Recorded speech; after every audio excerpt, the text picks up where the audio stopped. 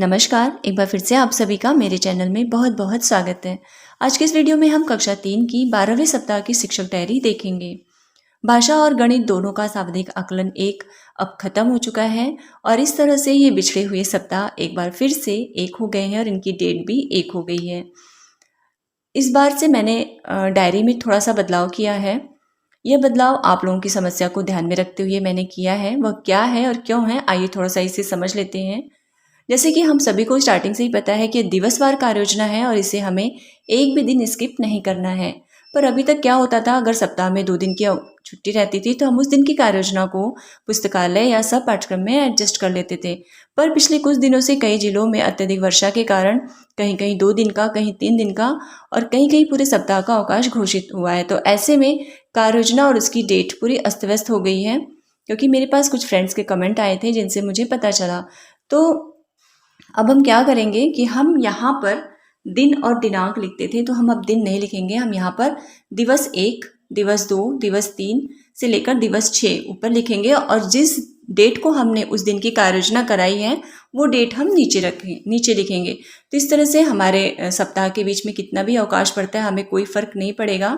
हमें सिर्फ ये ध्यान रखना है किस डेट को हमने दिवस 1 की कार्य योजना कराई और किस डेट को हमारे अंतिम दिन की कार्य योजना खत्म हुई है। बस वार्षिक चक्र में हमें वही डेट लिखना होगा। तो इस सप्ताह की कार्य योजना हमारी 25 से स्टार्ट होगी और 3 नवंबर को खत्म होगी। वो कैसे? क्योंकि बीच में 26-27 2 दिन का अवकाश, 30-31 4 दिन का अवकाश बीच में पड़ रहा है, इसलिए 3 नवंबर को जाके दिवस 6 की कार्य योजना खत्म होगी। सारी जो छुट्टियां पड़ेगी सप्ताह के बीच में, उससे अब हम पहले बीच बीच में लिखा करते थे, वैसे हम नहीं लिखेंगे। उससे हम एक जगह यहाँ पर मेंशन कर देंगे, जैसे कि मैंने किया है। 24, 26, 27 दीपावली अवकाश है, 30 को रविवार और छठ पूजा अवकाश, 31 को सरदार वल्लभ भाई पटेल जयंती अवकाश। तो चलिए इसे थोड़ा सा हम देख लेते हैं एक नज़र। यहाँ पर माह अक्टूबर नवंबर मैंने लिखा है, क्योंकि अक्टूबर का 3 दिन इसमें शामिल हो रहा है, नवंबर का भी 3 दिन। फिर सप्ताह संख्या 12 चल रहा है हमारा। दिनांक 25/10/2022 से 3/11/2022। अब यहाँ पर अगर आपने 25 को CL लिया होगा तो आपको अब कोई प्रॉब्लम नहीं होगी। आप दिवस 1 की कार्य योजना को यहाँ पर आप 28 डेट डालिएगा, दिवस 1 ऊपर लिखकर 28/10/2022। अगर आपने 28 को भी CL लिया है तो आप 29 से स्टार्ट करिए दिवस 1। तो इस तरह से, और लास्ट आपका यहाँ पर बढ़ जाएगा। आपका जो छठा दिन होगा वो 4 या 5 में खत्म होगा। अगर आप 1 दिन की CL लेंगे तो आपका 4 में खत्म होगा, 2 दिन की CL ले रहे हैं तो आपका 5 में खत्म होगा। इस तरह से आप यहाँ पर ध्यान दीजिएगा।